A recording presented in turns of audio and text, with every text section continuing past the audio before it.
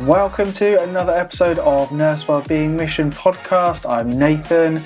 I am a clinical psychologist devoted to helping nurses and midwives prepare for emotionally challenging work. I like to focus on mental health prevention, not just reactive approaches. And in this episode, I'm going to be talking about sleep again. This is part 3 of a little mini series that I've been doing on sleep. We started off several weeks back talking about effective evidence-based ways to optimize sleep. That's for people who aren't necessarily struggling with their sleep, who just want to get better sleep. Last episode we focused on sleep problems, trouble sleeping and insomnia, and I provided an overview of effective ways to overcome those sleep problems. And some of you may have listened to that and thought, okay, well, some of these are good, but I work night shifts. I'm a shift worker. So have you got any assistance or help for me? Because it's quite a specific scenario where the times that you're going to bed and awake are rotating. Or maybe you're on permanent night shifts, so things are a little bit different for you. And that's what we're here today to talk about. So this episode is all about shift work, the specific problems that it creates for nurses and midwives, and we're going to be going into much more detail about something called shift work sleep disorder, which is a sleep disorder associated with shift work. So if you don't already follow Nurse Wellbeing Mission, then you can find me on social media. On Instagram, it's @_Nurse Wellbeing Mission. You can come join my free Facebook group where I provide lots of resources, including the podcast. So just search for Nurse and Midwife Wellbeing Mission on Facebook, and you can find me on Twitter @Nurse Wellbeing. Let's dive into this episode then. So shall we start talking about shift work in general? What is shift work? Shift work is where someone works outside of traditional working hours. In Western society, we have developed this shift pattern that is approximately something like 9 to 5. And this all started, of course, in the Industrial Revolution, where there was lots of factory work and this shift pattern became the norm. So shift work is defined as someone who works outside of that. It might be that you work into the evening or into the night or completely through the night. And as we know, many nurses and some midwives as well are required to do this as part of their roles. So it might be doing night shifts, starting at 8 and finishing at 8 in the morning, something like that, and potentially rotating night shifts every few days doing that, and then going back on to doing day shifts. It is a core part of certain jobs. People who work night shifts are a massive contributor to important services in society. In my opinion, they're not valued enough. We often don't really give thanks to those people. So if you're listening and you're someone who does night shifts, then I personally thank you for being on call at unsociable hours of the night and quite frankly putting your own health and well-being at risk in service of helping other people. So what is the problem with working night shifts then? How and why would it impact our well-being? If you're listening to this and you're someone who does night shifts or you've done night shifts in the past, you will be all too familiar with the difficulties it can create for you, both physically and mentally. If we're looking at this from a scientific perspective and what affects sleep and how we sleep, then we know that our sleep patterns are very much determined by light and dark cycles. So I went into this in more detail in that first episode on how to optimize sleep. But essentially our circadian rhythm, that biological clock that our bodies follow, and all of the cells in our body in fact kind of follow this circadian rhythm, that is triggered by the rising of the sun and exposure to light through our eyes, and then of course darkness as well. So what's happening when you're working a night shift is essentially you are fighting against the body's natural desire to sleep at night. all of the metabolic systems going on in your body would normally be slowing down, for example, when you're going to sleep. And you are, not only are you having to be awake and alert, there might be quite stressful things that you're having to do over a night shift as well. So this is really jarring for the body. And then, of course, the next day you're going back and you might actually be exposed to sunlight on the way home, which is not really a normal thing before we go to sleep. Normally our brain and our body want it to be dark to help trigger that natural sleep process.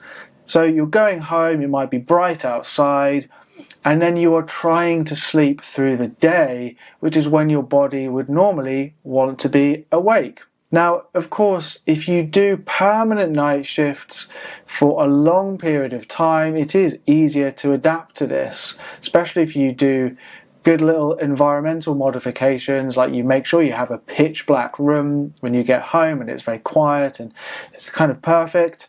But for many people this isn't the case. Many people do rotating shifts, which is more problematic because you're having to get your body used to a natural thing on the day shifts, then an unnatural thing on the night shifts, and then keep switching back and forth. And just in the same way we feel jet lagged when we travel across time zones, a similar kind of thing is happening here. So it's called circadian misalignment. One of the other big problems, of course, with working night shifts is when you're on those night shifts, it disrupts your social life. There's this kind of social aspect which impacts your well-being. So, for example, you might be a bit more isolated and not get as much social time with your friends and family when you're working night shifts. And of course, these are the things that bring us lots of joy and contribute to positive emotion and happiness in our life. So if you are having to sleep during the day and you're not able to see people, then of course that can negatively impact on you. Working rotating night and day shifts as well can be problematic for establishing and maintaining healthy habits. So what we know about the science of making habits and maintaining these positive health behaviors like exercise and good nutrition is that really we want to be doing them at the same kind of time each day and maintaining a habit throughout the week in order to ensure that we actually follow through with these things. And of course, if you are switching between having to sleep at night and then having to sleep at day, it's quite difficult for you to maintain doing exercise at the same time each day, for example. So it's understandable then that people working rotating night shifts and day shifts are probably less likely to be keeping up those positive health behaviours. So it's because of these things then, the fact that the night shift is working against your natural biology, those hundreds of thousands of years of evolution, and this kind of social aspect of working night shifts that leads to mental and physical health problems. So in terms of physical health, what we know is that people who work night shifts are at increased risk for some types of cancer. So breast cancer and colon cancer, for example. People who work night shifts are more at risk of cardiovascular disease. So increased blood pressure, for example, and also stroke as well. We also know that metabolic disorders are more common in people who work night shifts. So, for example, obesity and also type 2 diabetes are more common in those who work night shifts. In terms of mental ill health, rates of depression and anxiety and sleep disorders are more common in people who work night shifts. So the research is very clear that working night shift is unfortunately bad for mental and physical health. And if you're listening to this, you probably already would have got a sense of that for yourself in your own life, the effect it can have. Now, of course, this is not hard and fast. It doesn't mean that everybody is going to experience things in the same way, but there is enough data here to make it a worthwhile thing for us to care about and to try and improve people's sleep, to help them adapt between rotating shifts and to try and optimize sleep. And as I'll be covering in this episode, to help resolve shift work sleep disorder, which is essentially a form of insomnia that people experience when working on night shifts. So what is shift work sleep disorder? It's estimated that about 30% of nurses working night shifts experience this, and it's characterized by problems with insomnia, so that is difficulty falling asleep or staying asleep. It is difficulties with impaired concentration and sleepiness on times where the person is awake, so that might be on the night shift or on the days where they're off. And it is associated with reduced productivity, making errors, and really what we call functional impairment. So basically, you're struggling, you're feeling maybe stressed out, maybe you're feeling anxiety, you're not getting enough sleep, you're feeling tired, and that's impacting your mental health, and then that is impacting what you're doing at work as well. So it's slightly different to just sleep problems that we were discussing last time, or insomnia that anyone could experience, because it's a little bit more specific to this situation where you're working night shifts. Therefore, the approach that we're going to use to help try and improve this is slightly different, because rather than just trying to optimize sleep for someone who's trying to go to sleep at night, we've got to factor in the fact that if you're on rotating shifts, which is very common, you're trying to optimize sleep during the day and then at night, potentially. So we'll get into that shortly. So in terms of what causes shift work sleep disorder, of course that circadian misalignment that I mentioned before is an obvious one. So the battling against what your brain and body are trying to do over time can just create issues with sleeping. It can just make it hard because of the biology of it. But often there is a psychological component as well. And as we know from research on insomnia, is that stress is a big contributing factor to people not sleeping well, to people feeling like they can't get off to sleep because of things going through their head, or potentially waking in the middle of the night as well. So we've got stress as a cause of insomnia and shift work sleep disorder, combined with this unnatural trying to go to sleep when your body wants to be awake, and vice versa. An extra little point I would like to make in terms of the types of people who are more at risk of developing sleep disorders and potentially shift work sleep disorder is that women make up the greatest proportion of nursing and midwifery, and women tend to experience higher levels of stress. That's from societal pressure on women. Women tend to have additional caregiving responsibilities and therefore role conflicts outside of the home, and it's known that that creates high levels of stress for women. So this is one reason why rates of shift work sleep disorder may be higher, and just insomnia in general in nursing and midwifery. Okay, so we've talked about shift work sleep disorder and what it is. Let's get into some strategies and techniques for overcoming these difficulties and helping to optimize sleep for people who are rotating shifts. A useful place to start, in fact, is talking about the differences between those who work rotating shifts and people who are on permanent shifts, and what we know from the research about the differences between those. So research has found that unfortunately both of those are still associated with physical and mental health difficulties. However, what we know is that the rate of difficulties is higher with those people who are working rotating shifts. So again, this links back to what we've already spoken about, this whole idea of circadian misalignment. It's not really that much of a surprise that rotating shifts are more damaging for health than being on permanent shifts. Now, of course, being on permanent night shifts is extremely unattractive life choice for many people, because how are you going to socialize with the other 90% or whatever it is of the population who aren't working shift work? It's very difficult.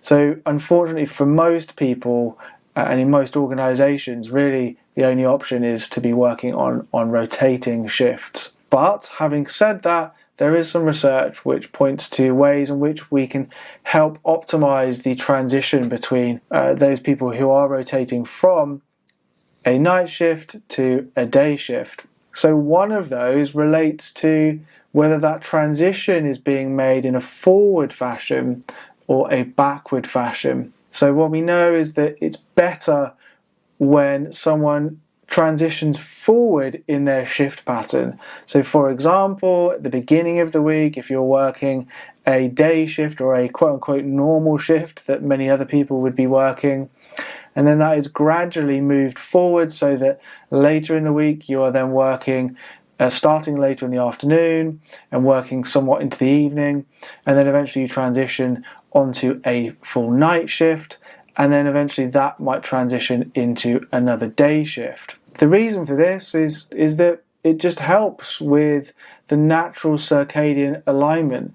Our body prefers to go forward in that fashion to adjust to a different sleep schedule rather than going backwards. It will probably come as no surprise to many people as well. The actual number of consecutive nights that someone is doing is also linked to the negative effect as well, unless, as we said, that person is on permanent night shifts.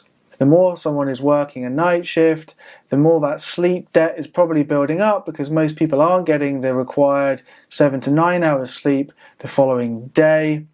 So organizations are really advised to limit the number of consecutive nights, really to 3 at the most, maybe 2, and giving people adequate rest in between those shifts, in between the actual night shifts themselves, but then also in between the transition between a night and a day shift. So what I'll be doing next is summarizing some techniques and little tools you can use to optimize sleep when you're working rotating night shifts and day shifts. And hopefully this will help with some of the difficulties you might be experiencing if you have got that insomnia or indeed shift work sleep disorder. And these can be combined with all of the tools that I discussed in the last episode. So I'd really recommend checking that out. In particular, I talk about some of the factors that maintain sleep difficulties, some of the psychological difficulties and behavioral things people do that maintain those problems with sleep. So if we start off by considering the day of your first night shift, then it's really important to sleep in as long as possible. So the idea here is that you're wanting to maximize the sleep you have before that first night shift, because you know basically you're going to be working against what your body is going to be wanting to do that night, which is going to sleep. So sleep in as long as you can the morning of that day. Then in the afternoon, if you can try and take a nap as well, that is excellent, because what you're doing there is essentially giving yourself more energy to get through that first night shift. A couple of weeks ago, I had a wonderful guest on this podcast, Despina Artini, who was talking about a randomized control trial she did that looked at bright light exposure in nurses before night shifts. So I'd highly recommend giving that a listen, but just to summarize, that can also be a helpful intervention that you can use at home to prepare you before night shifts that has now some evidence to suggest that it can reduce fatigue and improve your alertness and stuff whilst on shift. So having a bright light box that you can buy online, exposing yourself to 40 or so minutes of light before you go on shift. Drinking caffeine before you go on shift can be helpful. So the goal here is to help you stay awake on that shift. Now, as you get into that night shift, in terms of maintaining your alertness, the napping is really a recommendation from some of the research literature. So organizations really have a responsibility here to provide safe, quiet, and really just hospitable spaces where nurses and midwives and other healthcare workers are able to take a nap. And ideally, the nap is taken in the first part of your shift.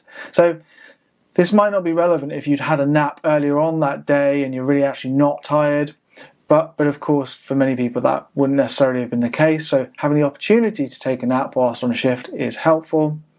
And then not drinking caffeine later into your shift, certainly not napping later into your shift, because then at this stage what you're trying to do is allowing your body to prepare for sleep when you get home on that day.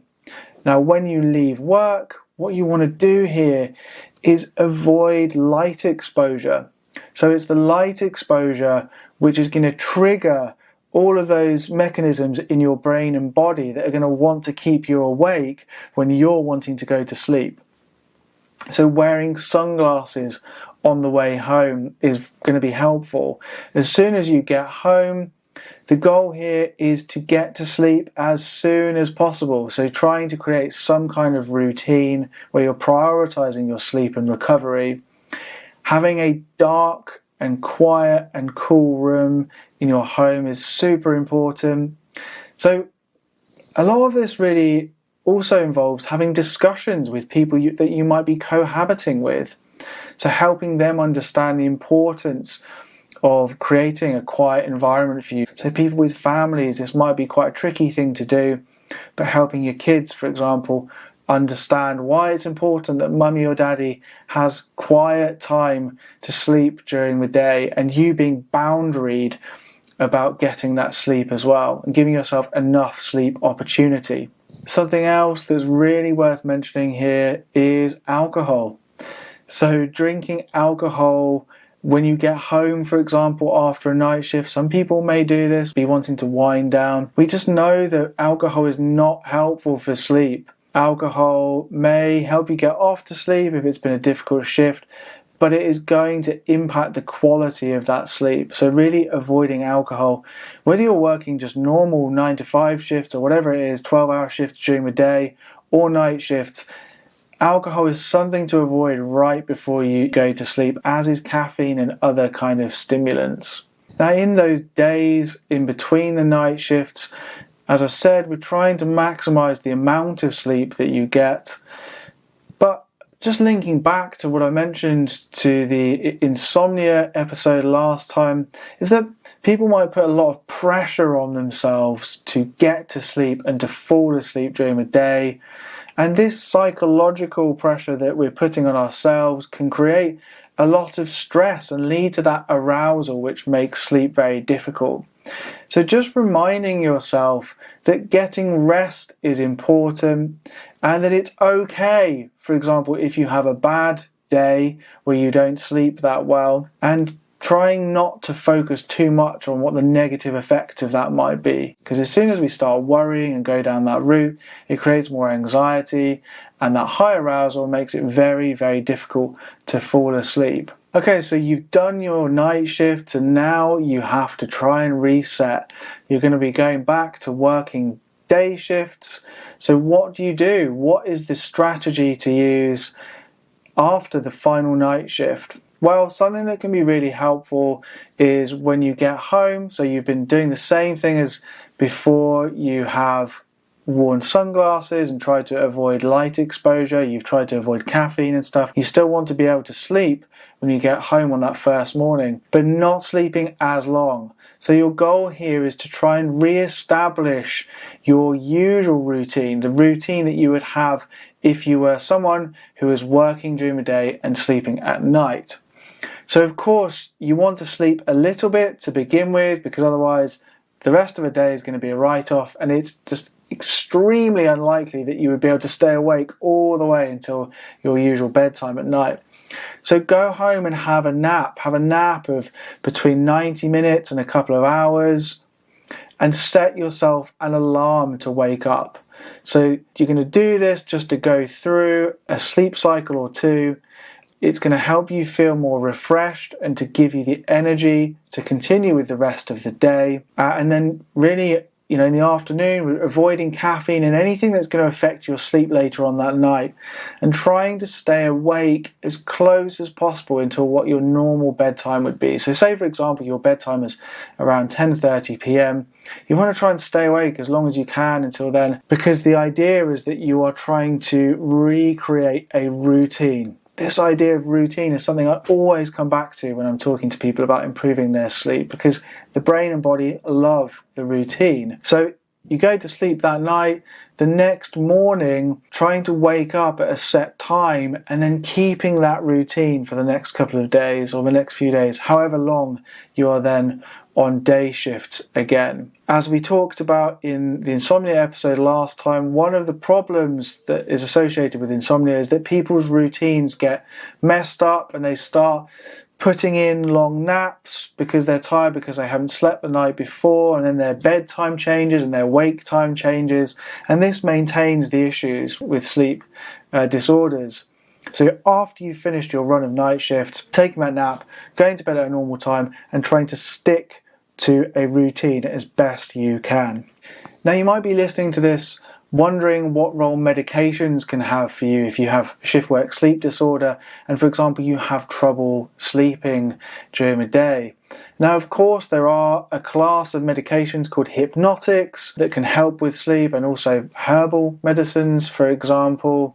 I guess the thing with these is that there is not a huge amount of research data to support their use and what effect they have in the long term.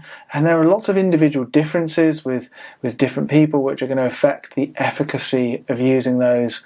And also their use can be problematic in terms of maintaining people's insomnia. As I mentioned last time, what can often happen when people start using drugs to help them fall asleep or even stay awake is that people become dependent on that to get to sleep. And unfortunately, that dependence is what can maintain an anxiety or focus on trying to control sleep, which may indeed create these long-term difficulties, because sleep is a natural process, as I spoke about in that last episode. A recent review that was published this year by Rebecca Conway-Jones and colleagues actually looked at the evidence for both pharmacological and non-pharmacological interventions, specifically sleep work shift disorder, shift work sleep disorder, in fact, and what they found was that the quality of evidence is not particularly good.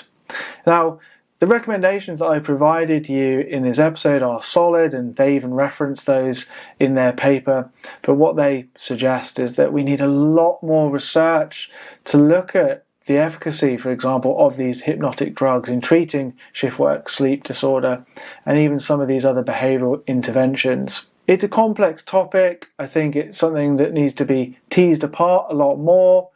There are lots of things that can contribute to someone's difficulties with sleeping, and I think this really comes to an important point that I would like to stress, is that if you are struggling with your sleeping, seeking help is really important. So I've produced this hopefully helpful podcast series that people will listen to, and maybe you'll pick up some things in here and try them out, and it will really help you. But if you're still struggling, there are professionals out there that can help you. I'd recommend approaching your occupational health department at work. You may have some kind of employee assistance program that can provide help with this, potentially a psychologist that can help you, or going to your GP and having a discussion with them, being referred on to a service. Related to this point, I think, is coming back to this idea that stress is a big cause of sleep difficulties for people. When people are chronically stressed, it becomes very difficult to sleep because the conditions that are needed for sleep are being relaxed and not having a high state of arousal in our brain and our body. So engaging in regular activities which are designed to help relieve stress is so important.